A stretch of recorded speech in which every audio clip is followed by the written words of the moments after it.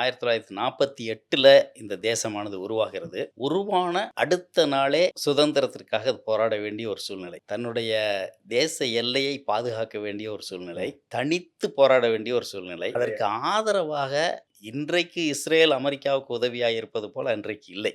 உண்மையாக சொல்லப்போனால் யுஎன்ல இஸ்ரேல் தனி நாடாக உருவாகுவதை அமெரிக்கா விரும்பவில்லை. வித்தியாசமான ஒரு கோணம் இது. பிரிட்டன் தன்னுடைய வேலை முடிஞ்சதுன்னு காலி பண்ணி போகிறார். இதில் அதிகமாக ஆர்வம் காட்டியது பார்த்தீங்கன்னா, ரஷ்யா தான் முதலில் ஆரம்பத்துல இஸ்ரேலுக்கு உதவியா இருந்தது ரஷ்யா தான். ஸ்டாலின் இந்த தேசம் உருவாவதை ரொம்ப ஆர்வமா பார்த்தார். ஏனென்றால், மத்திய கிழக்கு பகுதிகள்ல பிரான்ஸு, யுகே, யுஎஸ்ஏ இவர்களெல்லாம் கால் பதித்திருக்கிறார்கள். ஆனால் தனக்கு அந்த இடத்தில் ஒன்றுமே இல்லை. அது ஒரு காரணம். இன்னொரு காரணம், ஒரு புதிய நாடு உருவாகப் போகிறது.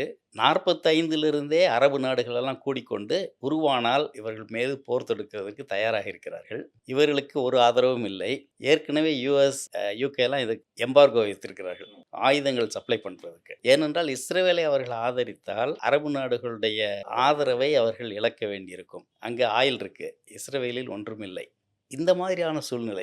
ஆனால் ஹாலோகாஸ்ட்னால எவ்வளவோ யூதர்கள் கொல்லப்பட்டதுனால உலக நாடுகள் அவர்கள் மேல் ஒரு பரிதாபம். அதனால தான் யுஎன்ல இந்த ஓட் பாஸ் ஆகும்போது 33 நாடுகள் அதை ஆதரிக்குது. 13 நாடு அதை எதிர்க்குது. அரபு நாடுகள் 10 நாடுகள் இதில் கலந்து கொள்ளவில்லை. பார்ட்டிஷன் பிளான் சக்சஸ் ஆன அடுத்த நாளே அவர்கள் வாரை சந்திக்க வேண்டும். பார்ட்டிஷன்னா இஸ்ரேல், பாலஸ்தீன். அதாவது 3ஆக பிரிக்கணும்னு தான் யுஎன் மேண்டேட். என்ன சொல்கிறார் என்றால், தனியாக ஆதிக்கம் செலுத்தக்கூடிய ஜூயிஷ் ஸ்டேட், இன்னொன்று தனியாக ஆளுமை செலுத்தக்கூடிய பாலஸ்டைன் ஸ்டேட், மூன்றாவது எருசலேம் எல்லா ரிலிஜனுக்கும் அது பகுதியாக இருக்கிறதுனால ரொம்ப சென்சிட்டிவ் ஏரியாக இருப்பதனால் அது யுஎன் டைரக்ட் அட்மினிஸ்ட்ரேஷனில் விடப்பட வேண்டும் என்ற இந்த காரியம்தான் நடந்தது மே 14. இப்பொழுது இஸ்ரேலுக்கு பணம் வேணும், ஆயுதம் வேணும். பணம் வேணும் என்றால் அமெரிக்காவை எந்த நாடோ கொடுப்பதற்கு தயாராக இல்லை. அப்போ டேவிட் பென்குரியன் தான் கொஞ்சம் தலைமைத்துவம் எடுத்து அங்கே இருக்கிறார்.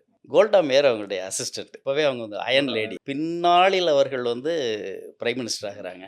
அவர்களே அவர் அமெரிக்கா அனுப்புகிறார். அனுப்பி அந்த அம்மா போய் ஏதோ கலெக்ட் பண்ணிட்டு வரலான்னு போனால் ஒரே இரவில் 25 மில்லியன், அடுத்த நாள் ஒரு 25 மில்லியன் ஒரு $50 மில்லியன் அவங்களுக்கு கலெக்ட் ஆயிடுச்சு. தொடர்ந்து இன்னொரு கலெக்ஷன் போடுறாங்க. அப்போ ஒரு 40 மில்லியன், ஏறக்குறைய $90 மில்லியன் அவர்களுக்கு கலெக்ட் ஆகுது. இதை வைத்துக்கொண்டு அவர்கள் ஏதாவது ஆயுதங்கள் வாங்க வேண்டும்.